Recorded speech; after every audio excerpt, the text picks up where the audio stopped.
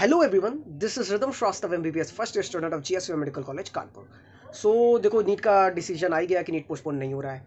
तो यार अब हम लोग देखो कैसे इस चीज़ को डील कर सकते हैं। एक तो ये चीज़ है कि इस चीज़ को यार अब हम लोग मतलब इसके लिए परेशान रहे। अब आप लोग, मैंने देखा कि भी कुछ ऐसा भी ट्रेंड स्टार्ट हो गया है, ऐसे वीडियोस का ट्रेंड स्टार्ट हो गया, क्या अभी भी नीट पोस्टपोन हो सकता है, मतलब इस तरीके की वीडियोस। तो प्लीज़ यार, जो डिसीजन आना था सुप्रीम कोर्ट ने डिसीजन दे दिया है। मैं बल्कि कहूँगा, अगर कोई इशू रेज ही करना है आप लोगों को, तो ये इशू रेज करो कि जैसे बिहार के स्टूडेंट्स हैं, ठीक है, आप लोग के लिए मैं स्पेशली ये कवर कर रहा हूँ कि जो बिहार के स्टूडेंट्स हैं यार, वहाँ पे दो ही सिटी में सिर्फ सेंटर्स हैं, मतलब बिहार में पटना में और गया में ही सिर्फ सेंटर है। तो मतलब they have to travel more than 300+ kilometres to reach their centers. तो हाउ विल दे रीच? तो यार गवर्नमेंट क्या होता है, कुछ स्पेशल बसेस चला देती है, कुछ स्पेशल ट्रेन चला देती है, मगर that wouldn't be enough to accommodate such large number of students, ठीक है। और बाकी आप जानते हो यार कैसा हाल है वहाँ का, नॉर्मल डेज़ में कैसा हाल रहता है, तो फिर कोविड डेज़ तो आप एक्सपेक्ट ही नहीं कर सकते हो। तो मेरा पहला इशू ये है कि आप लोग को अगर कुछ इशू रेज ही करना है, ट्विटर पे देखो, ट्विटर पे आप लोग इसके बारे में ट्वीट कर रहे थे, नीट जे पोस्टपोन एंड इसके लिए मैंने कभी इसके लिए कभी नहीं बोला था, क्योंकि यार सुप्रीम कोर्ट में केस था।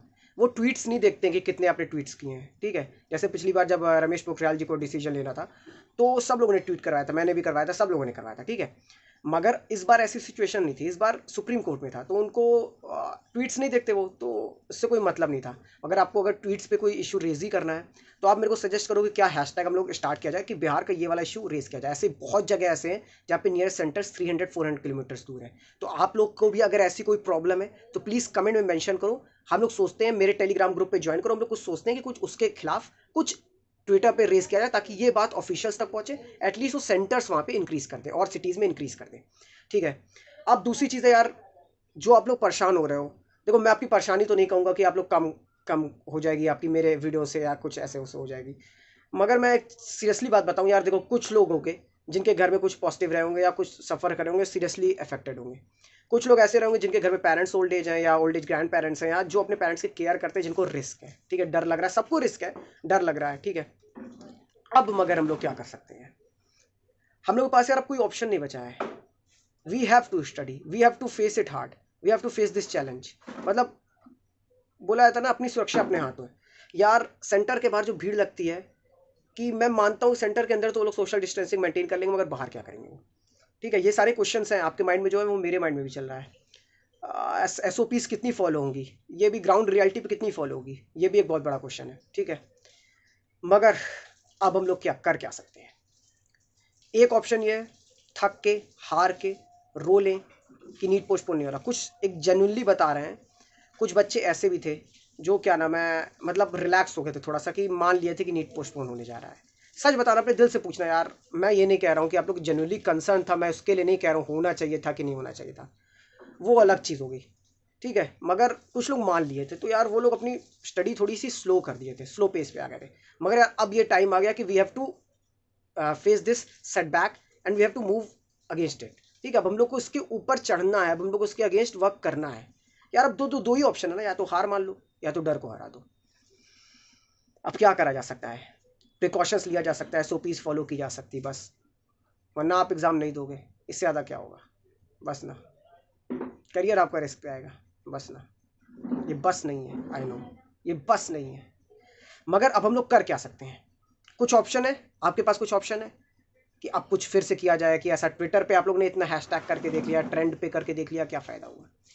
सुप्रीम कोर्ट हैशटैग्स नहीं देखती, इसी वजह से मैंने नहीं किया था। बाकी यूट्यूबर्स कर रहे थे, मैंने आप लोग को नहीं बोला था कि आप लोग करो, आप लोग का टाइम वेस्ट होगा, मैंने बोला था। मगर मैं अगर ऐसा वीडियो में बना के आपसे बोलता, तो आप लोग मेरे अगेंस्ट ही शुरू कर देते कि क्या नाम है, आप हमारे इशू को दबा रहे हो, आप नहीं चाहते हो नीट पोस्टपोन। आप, अरे यार मेरे चाहने ना चाहने से क्या हो जाएगा? मैंने तो देखो यार, पहला वीडियो जो आज डाला था उसमें बोला भी था कि मोस्ट प्रोबेबली मुझे लगता है नीट पोस्टपोन हो जाएगा, नहीं हुआ। अब हम लोग क्या करना है? अब हम लोग को यहाँ से क्या करना है? फेस करना है इस चीज़ को।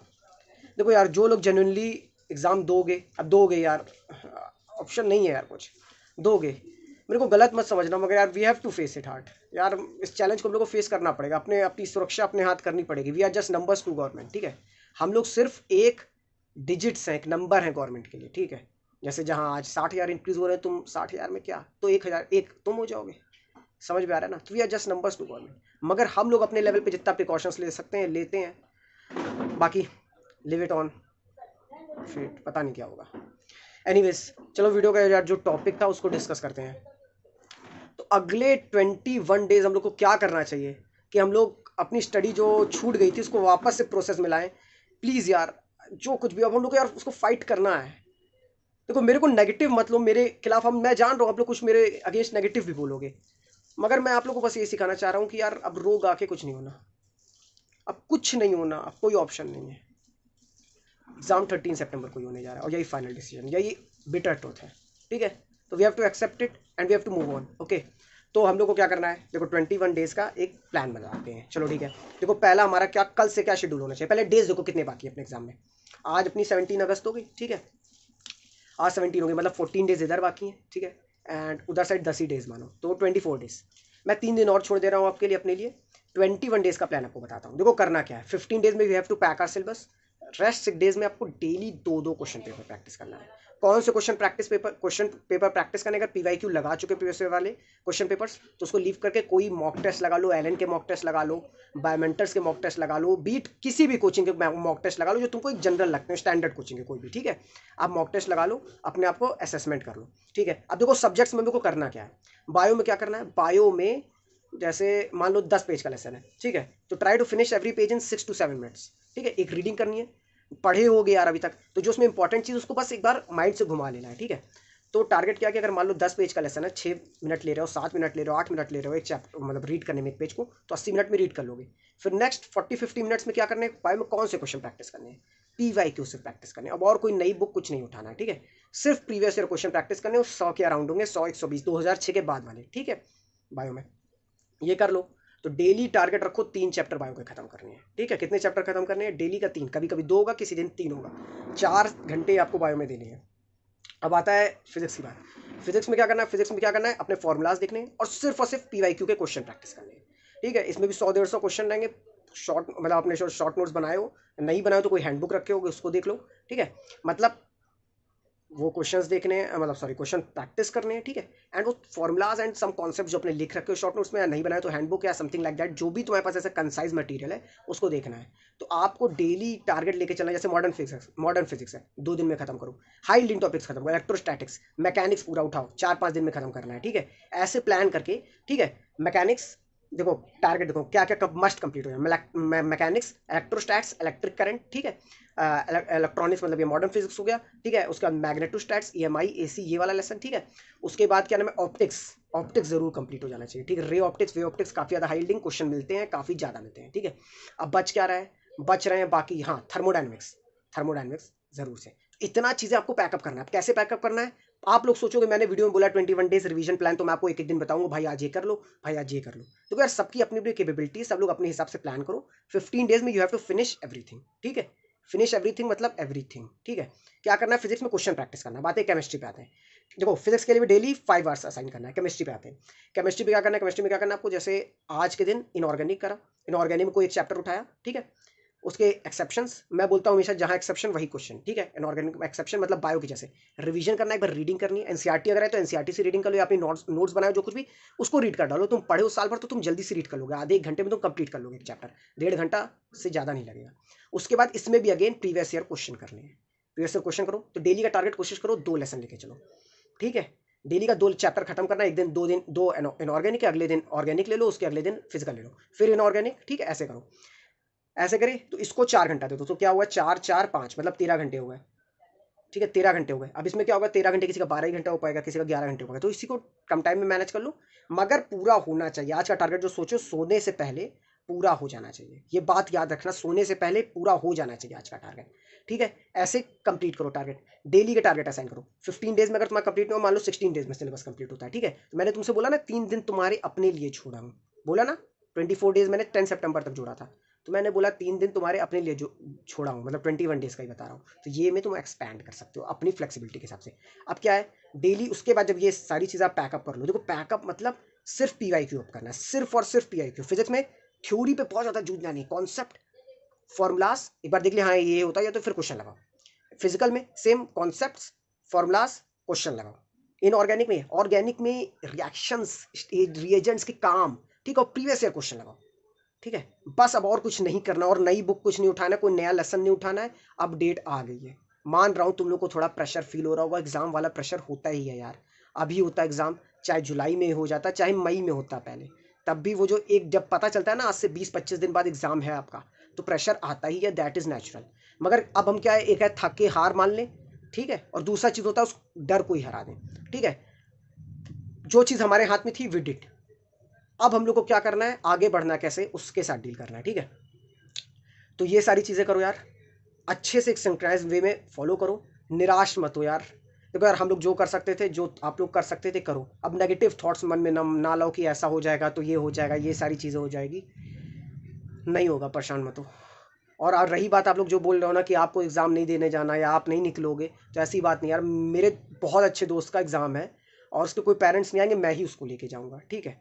मैं ही उसको लेके जाऊँगा सेंटर तक, और मैं बाहर वेट करूँगा। जो आप लोग बोल रहे हो ना, मैं भी वहीं पर रहूँगा, समझ रहे हो ना। तो ऐसी बात नहीं कि आप लोग अलग हो, मैं समझ रहा हूँ आप लोग की प्रॉब्लम, समझ रहा हूँ मैं सारी चीज़। मेरे पास बहुत मैसेज आए, मैं सही में मतलब समझ में नहीं आता क्या कर सकता हूँ। कुछ लोग थे कि नीट पोस्टपोन ना हो, ठीक है, उनके सिटी में अपने सेंटर्स थे, और या उनको प्रॉब्लम नहीं थी, या मतलब वो चाहते थे, उनका भी कंसर्न खराब नहीं है, वो थोड़े सेल्फिश हो रहे हैं। मैं उनका कंसर्न ये था कि सर अगर अभी नहीं होगा, नीट होगा तो फिर नवंबर में जाएगा या क्या होगा, उनका अपना कंसर्न था। अपनी जगह वो भी सही थे, आप लोग भी सही थे। मगर यार सुप्रीम कोर्ट ने जो डिसीजन दिया उसके बाद तुम लोग कुछ नहीं कर सकते। मैंने तो यही लिखा कि यार बैड न्यूज़, बहुत लोगों ने इसके ऊपर बोला this is good news for us, तो मैंने कहा कि यार मेरे लिए बैड न्यूज़ थी, क्योंकि मैं एक्सपेक्ट कर रहा था कि शायद हो। चलो एनीवेज, तो अभी बस यही कहना चाहूँगा कि यार निराश नहीं होना है, परेशान नहीं होना है, आगे बढ़ना है। आज का दिन आपने पूरा निकाल दिया है परेशान होकर के, मैं जान रहा हूँ आपने पूरा दिन आज का निकाल दिया परेशान होकर के, मगर मैं बस आपसे यही चाहता हूँ कि जो कुछ भी हो, अब हम लोग को इसके साथ डील करना है। जो चीज़ें आ गई, डिसीजंस आ गई है, उसके साथ अब आगे बढ़ना है और कैसे उसको फेस करना है ये सोचना है, ठीक है। अब उसमें नहीं, अब ऐसे वीडियो मत देखो प्लीज़ कि कोई क्लेम करे कि क्या अभी भी नीट पोस्टपोन हो सकता है। भाई नहीं हो सकता, सही बता रहे हैं हम, नहीं हो सकता है। कुछ भी रमेश पोखरियाल अब आके बोल देंगे। कुछ लोग एक फॉल्स न्यूज़ चला रहे थे कि एससी ने ये बोला है कि रमेश मतलब एचआरडी मिनिस्टर गवर्नमेंट के ऊपर अब छोड़ दिया है, हम लोग नहीं कर सकते, गवर्नमेंट के ऊपर छोड़ दिया। ऐसा कुछ नहीं यार, आप साफ साफ ऑर्डर में पढ़ लो, एससी ने डिसमिस कर दिया है प्लीज, पिटीशन सुनी भी नहीं है, बस ये प्रेजेंट की गई, उन्होंने अपना पॉइंट रखा और डिसमिस कर दिया, ठीक है, समझ रहा हो ना। तो ऐसी कुछ बात नहीं हुई है। ऐसा अगर आप लोग के बीच में र्यूमर फैल रहा है तो प्लीज़ इसे रोको। बस मैं यही कहूँगा कि वो जोश, वो चीज़ अपने अंदर जिंदा रखो, जो मैं हमेशा बोलता हूँ, वो सीट तुमको पानी की नहीं पानी यार। जब भी एग्ज़ाम हो, मैं बोला था ना, जब भी एग्ज़ाम हो तुम्हारा सिलेक्शन होना चाहिए, कभी भी एग्ज़ाम हो। अब हो रहा है 13 सितंबर को, अब फाइनल है, अब कुछ नहीं होना है, तो इस 13 को तुमको सीट अपनी उठानी है। हार मानने वाले यार बहुत लोग बाकी सब लोग बोलेंगे अब तुम लोग को आज डिप्रेस करे रहेंगे, मगर मैं मानता हूँ मेरे ऊपर नेगेटिव तुम लोग बोलोगे, मैं जान रहा हूँ कुछ लोग होंगे मेरे अगेंस्ट, मतलब मेरे थॉट्स के अगेंस्ट वो बोलेंगे। मगर यार मैं तुमको भी समझाना चाह रहा हूँ, प्लीज़ यार, अब नहीं कुछ कर सकते हम लोग। एटलीस्ट एक नेगेटिविटी ना फैला के हम लोग अब उसके हिसाब से प्रिपेयर करें अपने आप को, क्योंकि यार सिचुएशंस ऐसी हो गई है, अब कुछ नहीं किया जा सकता, ठीक है। तो मैं आपसे यही कहूँगा कि वो सीट उठाओ, टेंशन लेने का नहीं, टेंशन देने का। किसको? यार थोड़ा सा मूड ठीक कर लेते हैं, टेंशन लेने का नहीं, टेंशन देने का। किसको? बोलो यार, अब इतना मेरा वीडियो फॉलो करते हो, जानते हो ना, टेंशन लेने का नहीं, टेंशन देने का। किसको? फेलो पार्टिसिपेंट्स को। कैसे मस्त एकदम पढ़ेंगे हम लोग यार, रुकेंगे नहीं हम लोग, एकदम जीत के आना है। 13 सितंबर को अपनी वो सीट उठानी है हम लोग को यार, ऐसे तो नहीं है। टफ सिचुएशंस में हम लोग राइज करके दिखाएंगे, ठीक है, समझ रहे हो ना। और दिल से एक आवाज़ आनी चाहिए, जो मैं हर वीडियो में, हर आखिरी वीडियो के आखिरी में पूछता हूँ। क्या पूछता हूँ? हाउस द जोश। थोड़ा सा तुम लोग का भी धीमा हाई सर आया होगा, मगर ये कल से बढ़ जाना चाहिए। 21 डेज में हम लोग को नीट को अपने मुट्ठी में कर लेना है। पहले 15 डेज जम के पढ़ाई करनी, नेक्स्ट 6 डेज एकदम जम के 2 question paper per day with proper analysis and proper thorough analysis, and एक एक गलती के ऊपर वर्क करते हुए। समझ रहे हो ना? It is final. So all the best to everyone. सब लोग खुश रहो, खुश रहने की कोशिश करो। Bye bye.